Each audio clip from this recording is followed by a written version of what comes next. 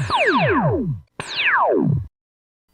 I'm John Cranton for Proline Daily, courtesy of JimFeist.com. It is Monday. Going to take a look at some baseball action and some NBA playoff action going tonight.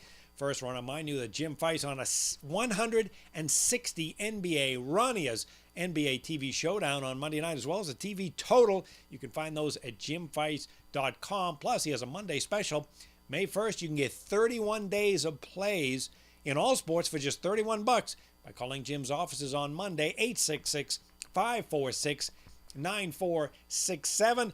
Plus, I want to remind you, Dave Cokin hit the pair of totals, including that super total on Monday. That was the Mariners-Indians over, a 12-4 blowout. And you can find Dave's plays as well at jimfeist.com.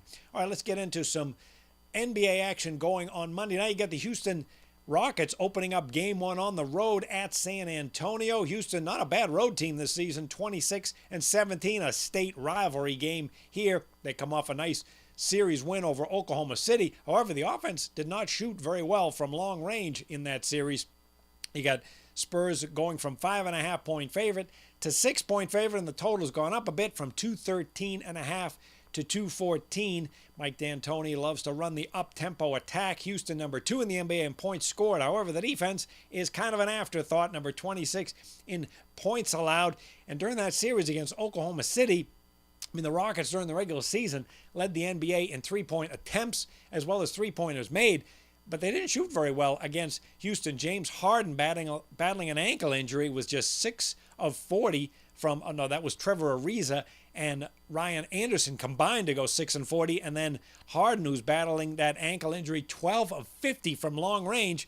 That was an okay Oklahoma City defense. Now you're going up against a San Antonio team that is number 2 in the NBA defensively in points allowed and field goal shooting defense. So that kind of offensive output is not going to cut it from long range for Houston.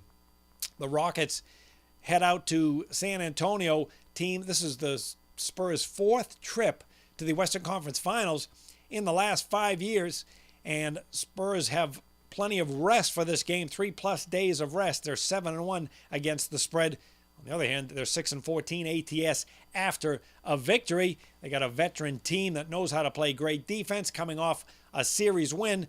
And San Antonio, when they're off a victory, 18-8-2 under the total. It's kind of how I look at tonight's game, because it's 4-0-1 under the total when these teams have met. It's been more of a defensive series than you might imagine, but that's because the Spurs play outstanding defense, and they know how to play defense against James Harden and any up-tempo offensive attack. Also, keep in mind the road team is a perfect 5-0 ATS when these teams meet. Although the Rockets just 2-5 against the spread the last 7 meetings. San Antonio in the 4 meetings this season took 3 out of 4. All right, let's move on to baseball. Going to take a look at the Cleveland Indians playing the Detroit Tigers tonight. The Tigers are at home, but they're just a 500 team overall. 12-12, just 7-6 at home. They are a small home dog in this one, with the total moved on this one in Vegas from 9 to 8.5. Cleveland, the money went on the Indians, -115 to -130, and the defending AL champs are starting to get it together now. 8-4 record on the road, very impressive. 14-10 overall. They've won 4 of the last 5 games. They look great on Sunday against Seattle, a 12-4 blowout, so the bats are certainly starting to heat up. Now for the Indians, this is the start of a 10-game road trip, tough situational spot, but even early in the season, they are developing the kind of balance we saw last year. 13th in baseball in runs scored, and they're 12th in team ERA. Going to take a look at Trevor Bauer tonight, the 26-year-old starter, having a tough season here. 2-2 record, but 6.26 ERA.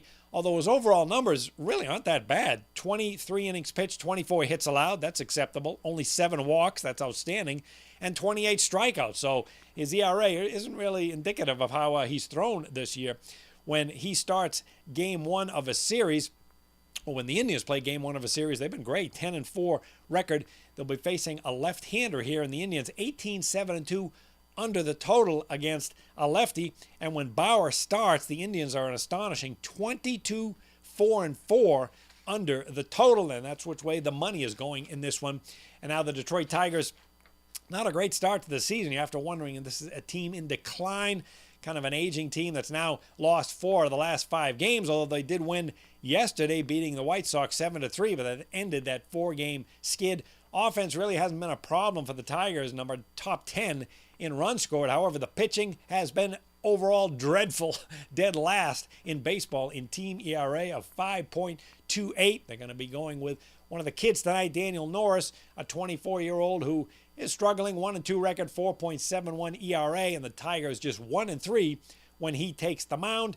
He did not face well that last game, 8-0 loss at home to Seattle, and he was struggled badly. 4 innings pitched, 9 hits, and 4 runs. Keep in mind, when the Indians play division games here in the AL Central, 19-7-1 over the total. Head-to-head, the over is a sizzling 42-15 when these rivals meet. And when Bauer faces the Tigers, a perfect 10-0 over the total. Cleveland has also dominated this series, winning 20 of the last 28 matchups.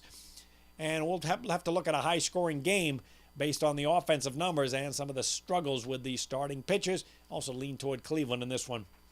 Or I want to remind you that Jim Feist on that 160 NBA run. Plus, he's got a Monday special, May 1st special, 31 days of plays for just $31 by calling his offices Monday, 866-546-9467.